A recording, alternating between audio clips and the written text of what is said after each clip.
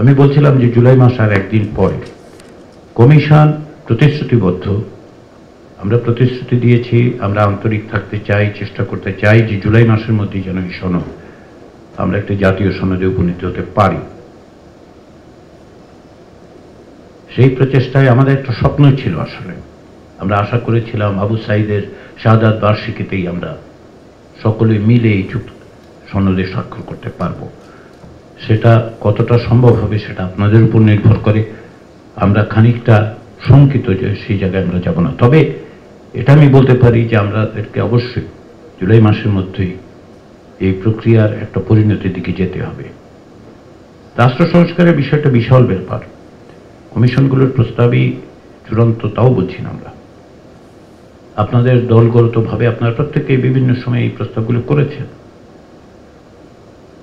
সেই জায়গায় কতগুলো জিনিস তো স্পষ্ট, যদি সাংবিধানিক প্রতিষ্ঠানগুলোর স্বাধীনতা আমরা নিশ্চিত করতে না পারি, সংবিধানের সংশোধনীর ক্ষেত্রে গত 53 বছর আমরা যে ধরনের ব্যবস্থা দেখেছি, কেউ কেউ একে ছেলে খেলা বলেও বর্ণনা করেছে।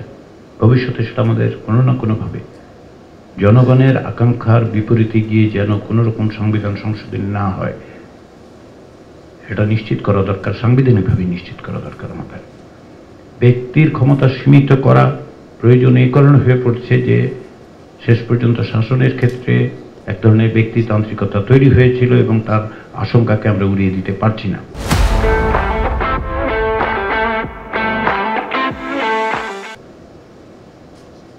সাংবিধানিকভাবে আসলে এই রক্ষা কবচগুলি তৈরি করতে হবে আমাদের।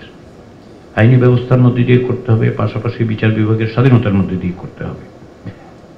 সেগুলোর ক্ষেত্রে আবারও আমি আপনাদেরকে অনুরোধ করি, প্রতিদিন আমরা যখন এই আলোচনায় আসি, প্রতিদিন আমরা যখন সাংগঠনিক কার্যক্রমে যুক্ত হই, আমরা যেন মনে করি যে কত নিপীড়ন, কত কর্মীর প্রাণ, আপনাদের কত নির্যাতনের মধ্য দিয়ে আমরা এই জায়গায় এসেছি। আমাদের এইখানে সকলে মিলে আবারও এমন একটা জায়গা দাঁড়াতে হবে যেখানে দলের বাইরে গিয়ে, ব্যক্তির বাইরে গিয়ে, আমাদের আকাঙ্ক্ষার বাইরে গিয়ে জনগণের আকাঙ্ক্ষার একটা বড় রকমের প্রতিফলন যেন আমরা ঘটাতে পারি। না হলে জুলাই মাস আসছে, আমাদের এই জুলাই 1 বছর আগের জুলাই নয়, আমাদের উপর একটা দায়িত্ব অর্পিত হয়েছে, একটা অভূতপূর্ব সুযোগ তৈরি হয়েছে। এটা আমাদের দায়, এটা আমাদের দায়িত্ব। আমরা সকলে মিলে সেই জায়গায় যেন যেতে পারি, সেই চেষ্টাটা আমাদের অব্যাহত রাখতে হবে। আমি আশা করি, আমি এই কথাগুলি বললাম এই কারণে যে আমাদের সকলের উপর যে দায়িত্ব অর্পিত হয়েছে সে দায়িত্ব পালনে আমরা যেন কোনোভাবে কুণ্ঠিত না হই, আমরা যেন কোনো অবস্থাতেই বিস্মৃত না হই যে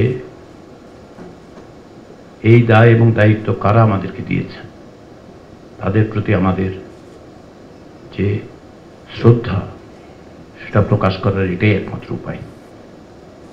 আবারও আমি ঐক্যমত্য কমিশনের পক্ষ থেকে জাতীয় নেতৃবৃন্দকে আন্তরিক ধন্যবাদ জানাই। আপনাদের নিষ্ঠার সাথে, আপনারা আন্তরিকতার সাথে আপনারা যেভাবে একসাথে আমরা সকলে মিলে কাজ করছি, সেখানে অংশ নিচ্ছেন, সেটা জানিয়ে, সেই ধন্যবাদটা জানিয়ে আজকে আমি